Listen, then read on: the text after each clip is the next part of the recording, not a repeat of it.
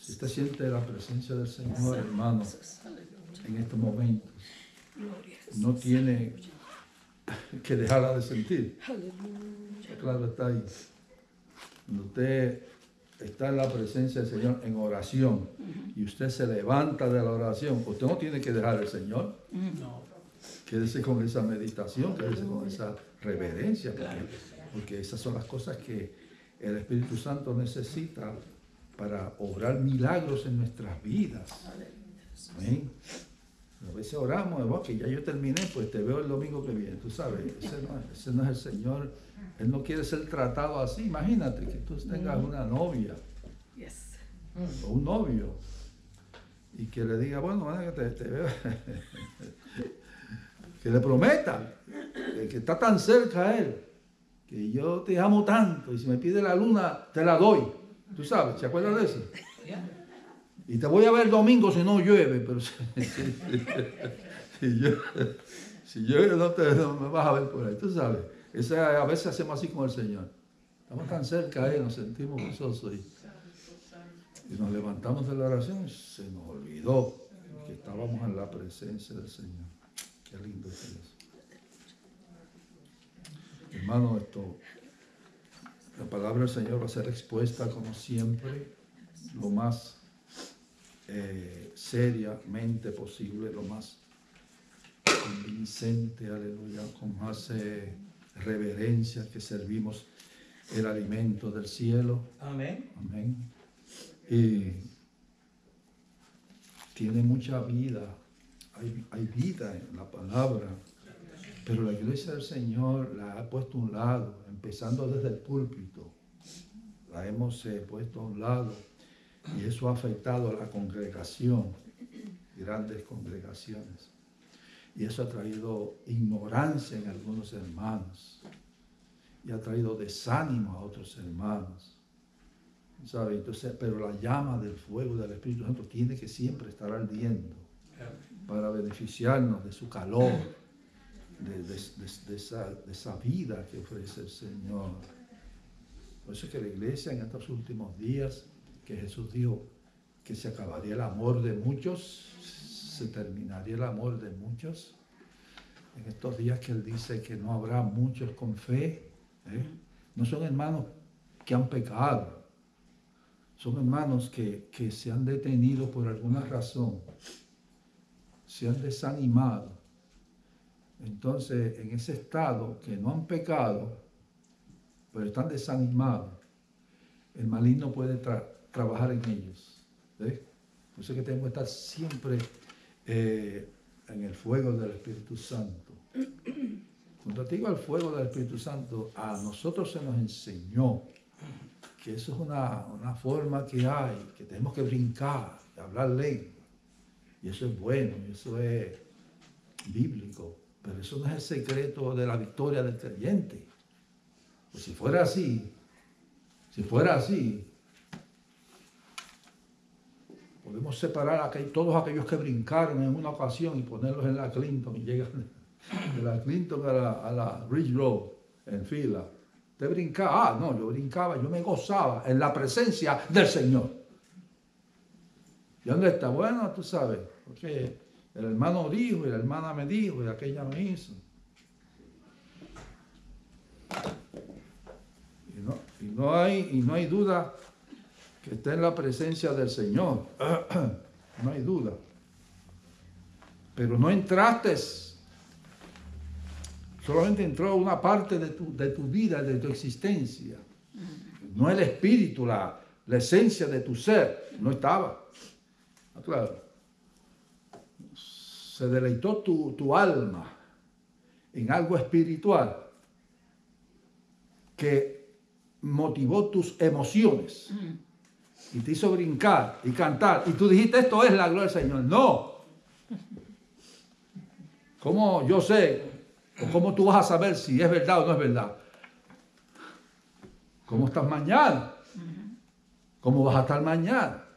Si aquí un hermano lo toca el Señor en esta mañana, si lo toca el Señor en esta mañana, no se quiere ir de aquí, en todo el día. ¿Está viendo el cuadro ahora? ¿Cómo es las cosas de Dios? No duermen toda la noche alabando a su Cristo, porque tuvo un encuentro. Hermano, esto no es juego, para que a nosotros no se nos ha enseñado eso. Entonces, en nuestra ignorancia, no podemos disfrutar de la plenitud de lo que Dios quiere hacer en nuestra vida, porque estamos ignorantes a esas verdades. Y se nos ha enseñado que el maligno ha utilizado todos los medios para desviarte a ti y a mí de la palabra del Señor. Donde el Señor dice, van a haber muchos engaños en estos días. Y el que no lee la Santa Biblia merece ser engañado. Porque si te está amonestando y amonestando estas verdades, pues tienes que despertar en alguna ocasión, porque vas a ser engañado. La única forma que no vas a ser engañado es con la luz del Evangelio. No, porque estás en luz. No hay tinieblas, no hay por dónde meterse el maligno. Y el maligno se mete por cualquier sitio. Tú sabes que le citó la Biblia a Jesús, ¿verdad? No, pero sabes que está escrito ahí en el Salmo 91, le dijo la cita y tal, que si te tiras aquí abajo, los ángeles se van a ver y no te van a... ¿Sabes que está escrito eso, verdad? La Biblia sabe más que el Satanás sabe más Biblia que toda la iglesia, junta.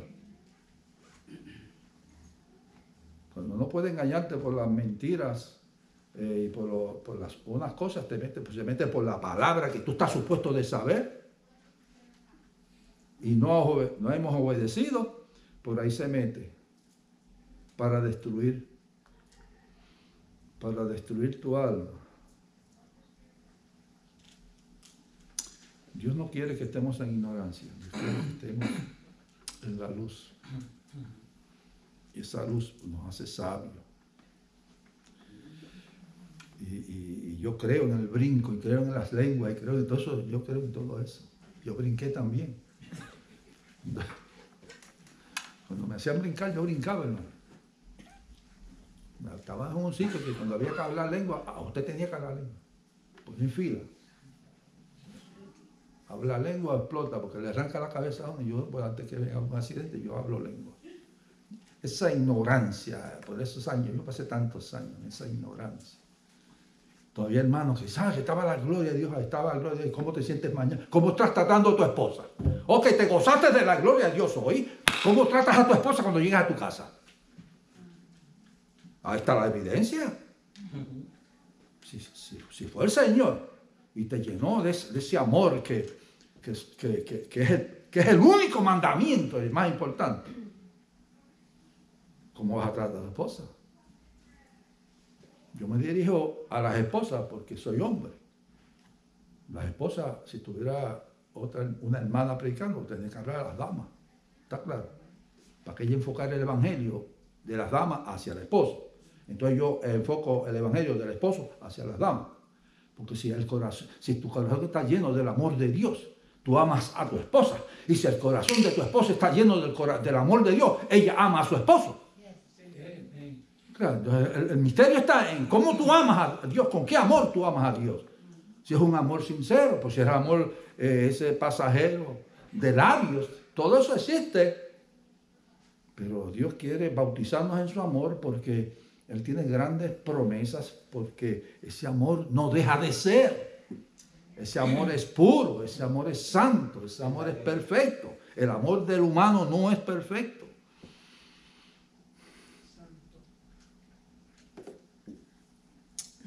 Y esas cosas que sabemos y oímos y oímos y oímos y oímos, como el lagartijo. Usted coge el lagartijo, hermana Amalia, y lo mira por el oído por aquí, ya, y ve el otro, lo ve de un lado a otro. ¿Tú sabías eso? Ahí se oye como el lagartijo.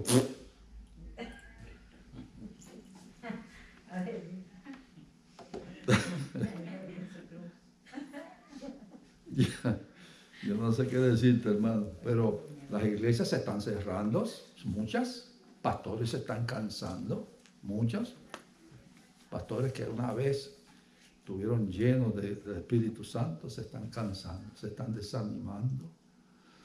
Y cuando tú te desanimas, pues el maligno entra rápido a trabajar porque ahí ese es el área de él. Cuando tú te desanimas, lo primero que es, si orabas, deja de orar. Si orabas. Si estás desanimado, si venías a la iglesia, deja de venir. ¿Por qué la iglesia no está allá? Hay un montón de hermanos que estaban aquí. ¿Dónde están? Ay, que el evangelio ahí es muy fuerte, eso es para viejos. Pues vete a un sitio que estén los jóvenes brincando y danzando y alabando.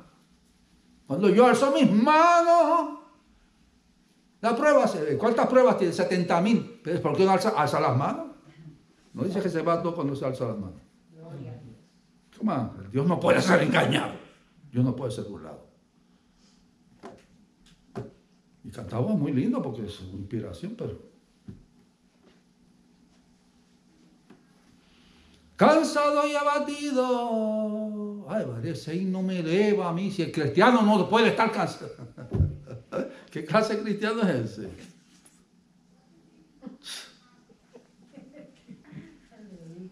Y lo ama, y eso, oye, hermano. Vamos a la realidad. Dios está buscando gente reales, verdaderos, que no tengan reversa, sólidos. La motora dice, hermano, que no tiene reversa. Hay que darle con el pie para echarlo para atrás con la pie. Dale bueno. Santificado sea su nombre.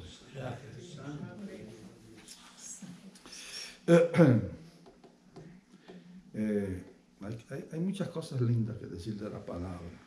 Lo que está escrito aquí, hermano, es la verdad. La verdad a veces duele. Pero no podemos dejar de decir la verdad. ¿Está claro? Yo me voy de ahí porque ahí me dicen la verdad. Pues váyase a un sitio que le digan la mentira.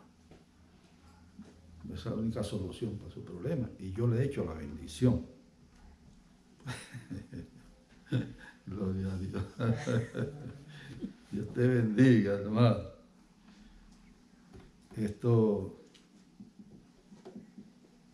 Ay, Padre. Bueno, la palabra del Señor, la carta de Pedro, son nada más que 5 capítulos. Léalo por lo menos uno a la semana, para que usted vea que ser cristiano es un gozo en medio de las pruebas. Porque este hombre habla mucho en su carta de las pruebas, las tribulaciones. Y en estos momentos que él está escribiendo esta carta, está prisionero en Roma y le quedan 2 o 3 días de vida. Porque el Espíritu Santo le reveló a Pedro que lo iban a matar, iba a ser muerto por la causa del Evangelio.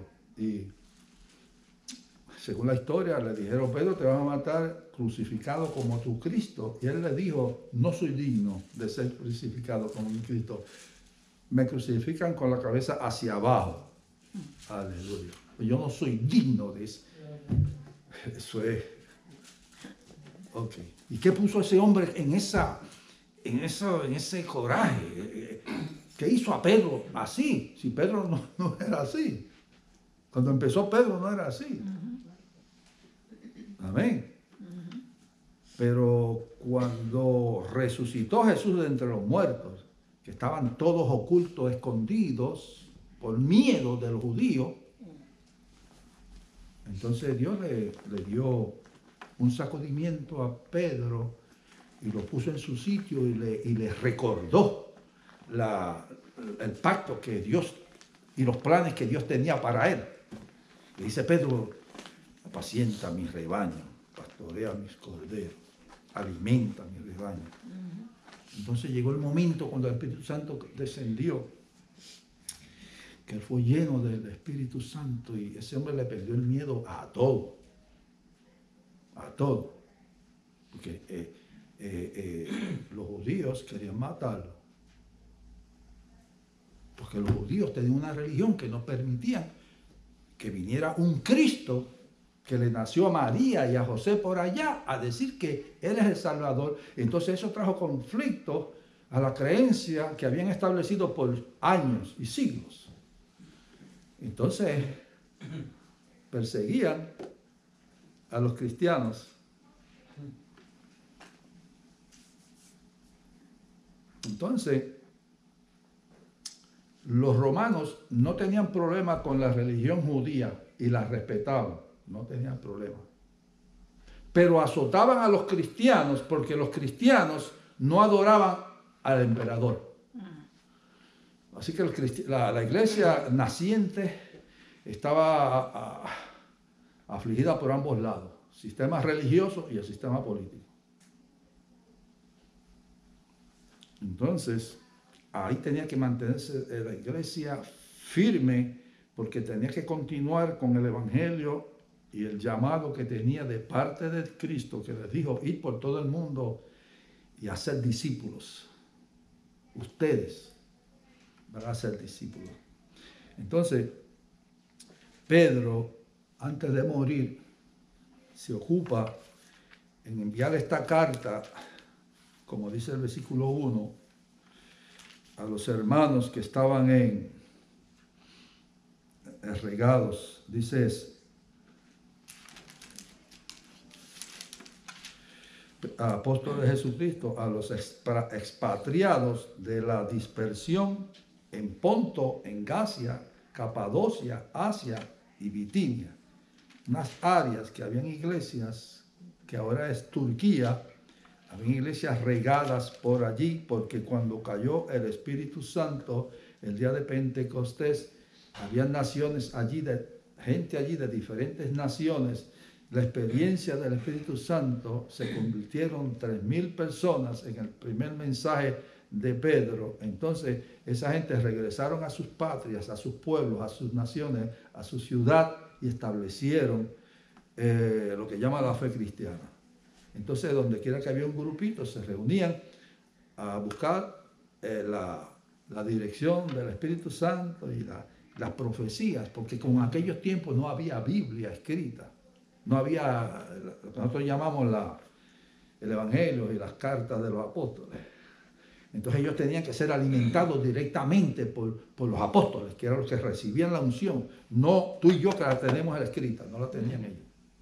Entonces él se empeña en mandar una carta a ellos para que estén firmes en la prueba, que no echen hacia atrás en la dificultad. Claro, hace mucho énfasis en la prueba de la fe, que es probada como el fuego. No te eches para atrás por nada. Vas a ser probado, pero es que tiene un propósito Dios en que tú brilles en medio de la prueba. Entonces,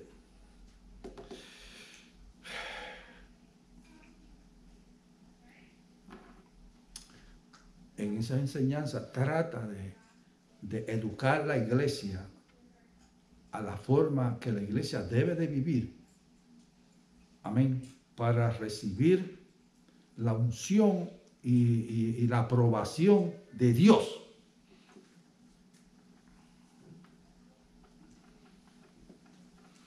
Y todas las epístolas hablan de esa enseñanza. Tienen que dejar esto, tienen que dejar lo otro, ¿verdad? Ahí que empiezan las doctrinas bíblicas. Amén. Y entonces cuando empieza el capítulo 2, donde estamos leyendo, de primera de Pedro, desechando toda malicia, todo engaño, toda hipocresía, toda envidia, todas detracciones. Eso es lo que la iglesia tiene que dejar.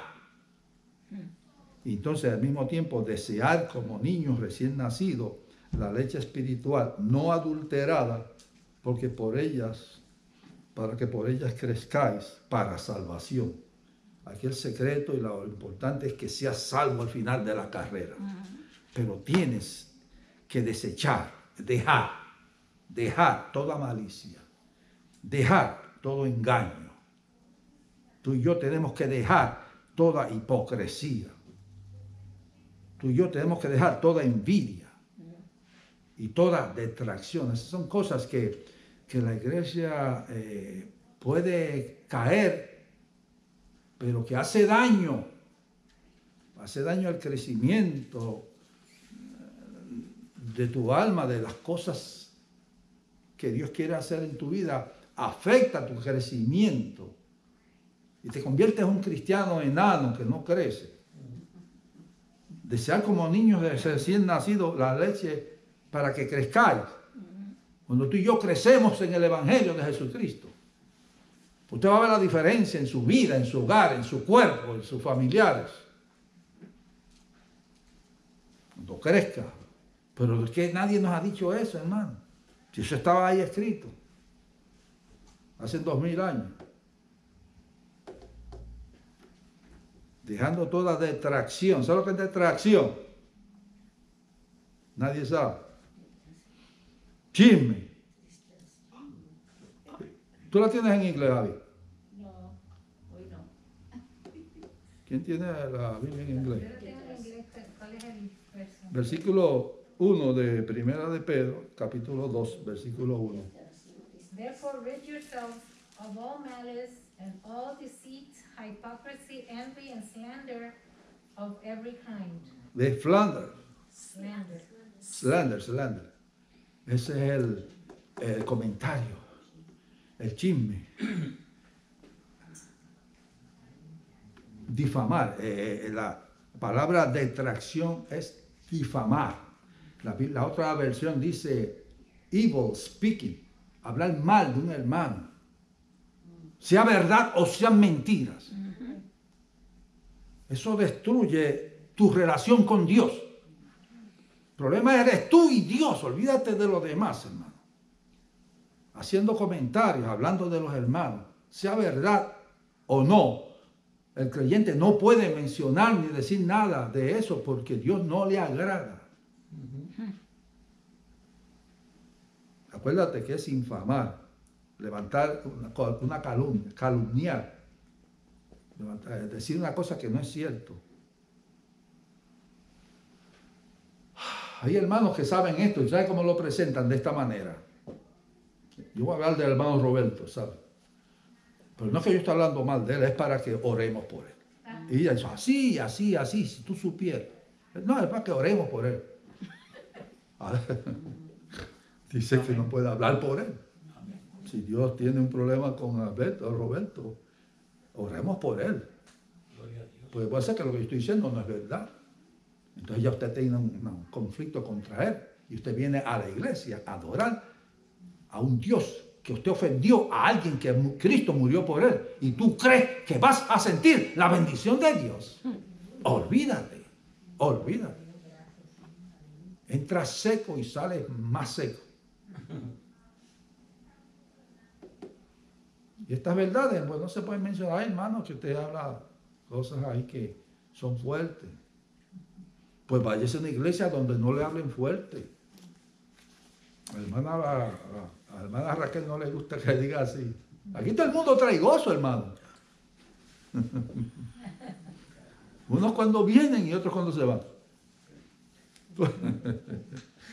Así que nos vamos a gozar como quiera. Aleluya. Porque yo no dependo. Porque los pastores que dependen de los chavos de la congregación no pueden decir la verdad a la congregación porque se ofenden y se van y se le van los chavos. Yo no dependo de eso. ¿Está claro? Hermano que dice, pues yo me voy y me llevo los diezmos. Váyase y llévese los diezmos. Pues yo no dependo de eso.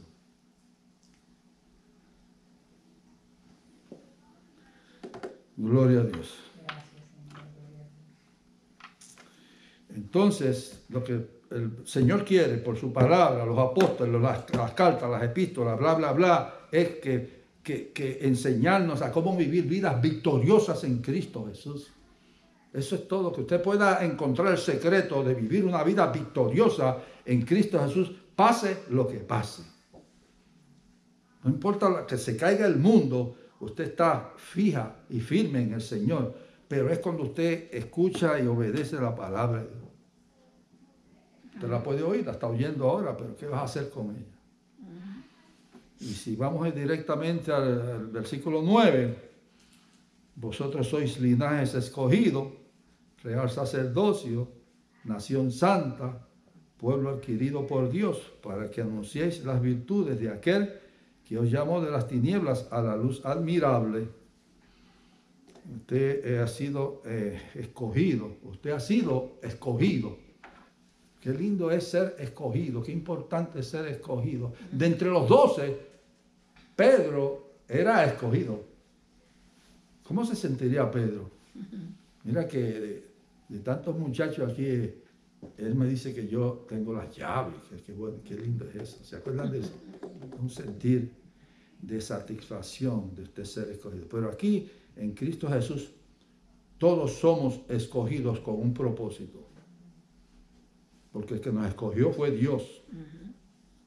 Claro. El que nos hizo real sacerdocio fue Dios. El que nos metió en este negocio de esto que se llama la iglesia, es una nación santa, fue Dios. Pueblo adquirido por Dios para que anunciéis las virtudes de aquel que os llamó de las tinieblas a la luz. Hay virtudes que usted y yo tenemos que anunciar mientras estemos en vida, pero acuérdate que hay un montón de cosas que te dice al principio del capítulo que hay que dejar. Cuando tú y yo dejamos estas cosas que dice la Biblia que tenemos que desechar, entonces podemos disfrutar de ese privilegio de haber sido escogido por Dios. Pero esto no viene de ahora, esto viene del principio. Cuando Dios le habla al pueblo, aleluya, en Deuteronomio 7, 6 dice, pues porque tú eres pueblo santo para Jehová tu Dios. Jehová tu Dios te ha escogido para hacerle un pueblo especial, más que todos los pueblos que están sobre la tierra. Así que en el corazón de Dios siempre ha estado el deseo de tener un pueblo en el cual Él pueda confiar y depositar su confianza, que sea de luz a un mundo de tinieblas. Ese es el corazón de Dios, siempre ha estado eso. Porque el hombre vive en tinieblas sin la luz del Evangelio. Necesita Dios a un pueblo que los represente a Él en las naciones. Necesita un pueblo. No pueden ser ángeles. Tiene que ser tú y yo. Amén. Porque tampoco podía ser un ángel que viniera a salvarnos. Tenía que ser Cristo. Amén. Dios hecho hombre. No podía ser un ángel. Porque un ángel no nos podía decir a nosotros, aprende a nadar. Tírate al agua y aprende a nadar. No podía decirnos. Él sí, él podía nadar porque tenía alas y no se ahogaba. Y me dice, tírame a mentir el agua, pues yo me voy a ahogar. Jesús se tiró el agua. Entonces dice, ven. Van a aprender una palabra nueva que Jesús es. Y ustedes nunca la han oído, que se encuentra en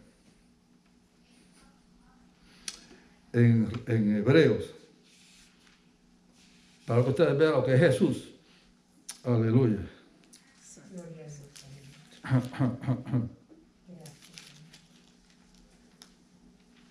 7:20 de Hebreos dice así. Mira lo que Jesús es para ti, que nunca sabías que Él era para ti eso.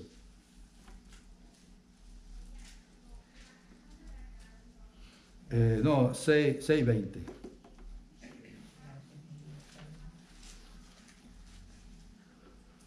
¿Alguien lo quiere ver?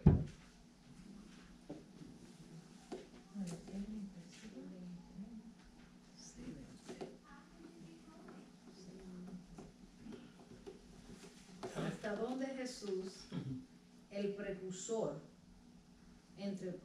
entró por nosotros, llegando a ser sumo sacerdote para siempre, según el orden de Melquisedec. 6:20 de Hebreos dice así. Gracias, hermana. Donde Jesús entró por nosotros como precursor. Ahora usted aprendió algo nuevo de su Cristo, que es su precursor. Ahorita explicamos. Hecho sumo sacerdote para siempre, según el orden de Melquisedec. Precursor es una persona que va delante de usted. El que va delante, el que fue delante de Jesús, se llamaba Juan el Bautista. Juan el Bautista fue precursor de Jesús. Fue adelante, fue al frente. Jesús te invita a ti, a mí, porque Él ya entró. Él entró a lo que te está exigiendo que tú y yo vivamos. Él ya entró, porque Él fue tentado en todo, pero sin pecado. Dice, pues claro que fue tentado en todo sin pecado, sí, fue ungido por la unción del Espíritu Santo en el día cuando fue bautizado. Amén. Pero te está hablando de antes. Porque él fue bautizado cuando tenía 30 años y desde niño a 30 años vivió una vida humana. Vivió como tú y yo porque fue tentado en todo. Tú fuiste joven, fuiste tentado. Pues eso lo pasó Jesús. Pero sin pecado. Él fue precursor. Ahora ya tú sabes que cuando él te dice, sepárate para hablar con el Padre. Yo fui. Yo sé de qué te estoy hablando. Porque estas cosas es buenas saber de qué uno está hablando. Porque tú las aprendes en los libros, en el internet, y eso no te dice a ti nada porque tú no has sabido lo que es la verdad del Evangelio. El Evangelio es una cosa que hay que vivirla. No es una cosa que vive en un sueño, en una nube, es algo práctico. Jesús es nuestro precursor. Aleluya. Y es para que tú y yo, aleluya, sepamos que cuando Él nos dice, échate a nadar, dice, yo estoy contigo, no te voy a dejar que te hundas, no tengas miedo. Nosotros sois linaje escogido, real sacerdocio. En la antigüedad, todo padre de familia era sacerdote. Claro, era responsabilidad de Adán conducir a sus hijos a Dios. Él era el sacerdote. Cuando nacieron sus hijos, amén, ellos tenían familia ya. Porque si no hubiesen tenido familia, Adán era el sacerdote de Caín y Abel. Para Caín y Abel ejercer la misión de un sacerdote tenía que tener familia, porque eran los padres de la familia, los sacerdotes. Por eso que usted oye del sacerdote Melquisedec y oye del sacerdote de Madián. Amén. Eran gente que eran los líderes. Cuando usted va si llega a ir a las Amazonas, yo fui a las Amazonas por la gracia del Señor, y cuando la tribu era un poco grande y alguien decidía salirse de la tribu, si alguien decidía salirse con su esposa y sus hijos, cogían un río abajo y seguían por donde quiera que llegaran, donde había un lugar espacioso y eso, establecían allí, vivían de lo mismo ahí, pescaban, bla, bla, bla, y seguían extendiéndose. Ese hombre se hacía un cacique de la tribu, mientras estuviera él, porque los que estaban ahí todos eran descendientes de él. Entonces, cuando llega el momento del pueblo de Dios, entonces Dios se ve en la responsabilidad de separar un grupo de gente que se llamaban los levitas, los descendientes de Leví, y a ellos le dio la responsabilidad de ser sacerdotes, los hijos de Aarón, eran los sacerdotes, escogidos por Dios. Entonces, amén, no podía ser sacerdote si no era de la tribu de Leví, era una tribu escogida, porque cuando descendió del monte de Moisés con las tablas, y vio el pueblo desenfrenado, rompió las tablas, y cuando fue donde el pueblo, que estaba todo desenfrenado, entonces clamó y dijo, ¿quién está conmigo? Y la tribu de Leví dijo, yo estoy contigo, Moisés. Y esa actitud de esa tribu, Dios dijo, pues la separo para mí. Y en la tierra prometida la dividió en 11 lugares, menos la de Leví. La de Leví no tenía posesión. Entonces, la tribu de Leví era alimentada con todo lo que producía la nación, de todas las tribus. Por eso eran necesarios los diezmos, para alimentar a la tribu de Leví. Pero los diezmos no solamente era dinero, era ñame, batata, guineo, plátano. Había que traer los diezmos para que ellos comieran. Amén. Cuando violaba la ley de los diezmos, sufría el pueblo. De esa tribu Dios escogió, al escoger esa tribu de sacerdotes. Pedro lo que quiere decir no es el cuidado que Dios tiene para nosotros, porque Él tiene un propósito con nosotros. El propósito es de hacernos, que sepamos que no somos, aunque seamos atropellados en el aspecto político, lo que sea, que sepamos que es por Dios y que somos una nación santa y que somos un pueblo adquirido, para que mantengamos la luz del Evangelio ardiendo, porque vosotros sois la luz del mundo. Y una ciudad que se pone encima de una ciudad sobre un monte no se puede ocultar. Dios quiere que seamos vistos por tu testimonio, por tu comportamiento. Que la gente diga, esa persona es cristiana. Que tu esposa diga, ese hombre, que mi esposo es un hombre de Dios. Hacen las manos, no, bájala.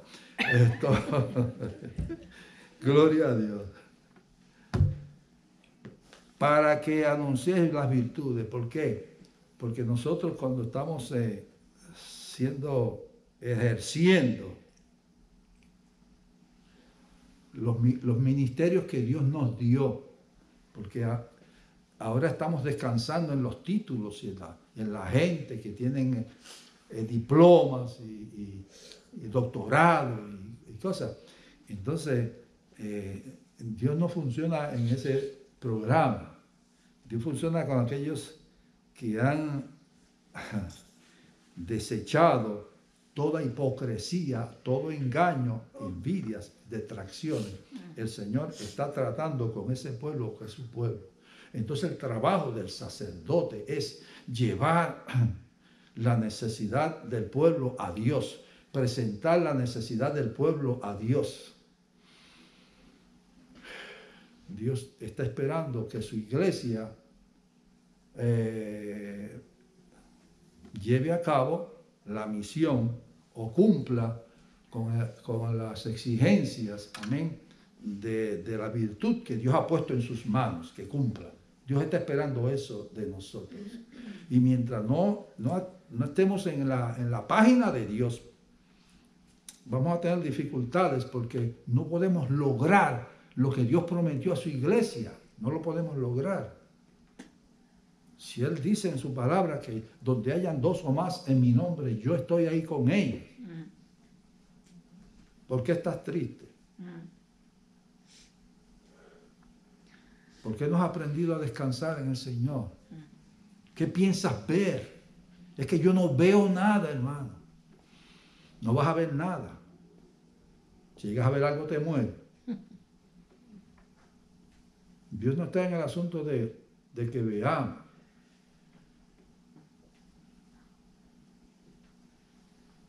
Un día vinieron, estaba Jesús ministrando, y vinieron unos griegos. Los griegos eran gente no viene cualquier persona a Jerusalén a adorar. Eran reconocidos porque eran los sabios. Todavía siguen siendo respetados como los sabios. Le dijeron a los apóstoles, dile a Jesús que mira, hay unos griegos que te quieren ver. Jesús dijo, si el grano de trigo no cae en la tierra y se muere, no sirve, no da fruto. Ellos me van a ver cuando yo muera. Y cuando yo muera y resuciten entre los muertos. Entonces el Espíritu Santo va a hacer mi persona real en cada uno de aquellos que escuchan esta palabra y la obedecen. Entonces me van a ver los griegos y los puertorriqueños. Usted es interesado en ver. Porque Dios está interesado en que tú y yo aprendamos a vivir por fe. Porque el justo por la fe vivirá. Pero esa fe tiene que ser probada como el oro. Esa parte no nos gusta, ni que nos hablen de eso. Pero el Señor te sigue diciendo en esta mañana, has sido escogido. No menosprecies la bendición de haber sido escogido. Porque un día vamos para el cielo, el Señor va a decir, tú eras de los escogidos, ¿qué pasó? Pues me engañó el demonio, porque la Biblia dice que va a engañar aún a los escogidos. El engaño que viene en contra de aún de los escogidos. Algunos escogidos van a fallar. ¿Por qué?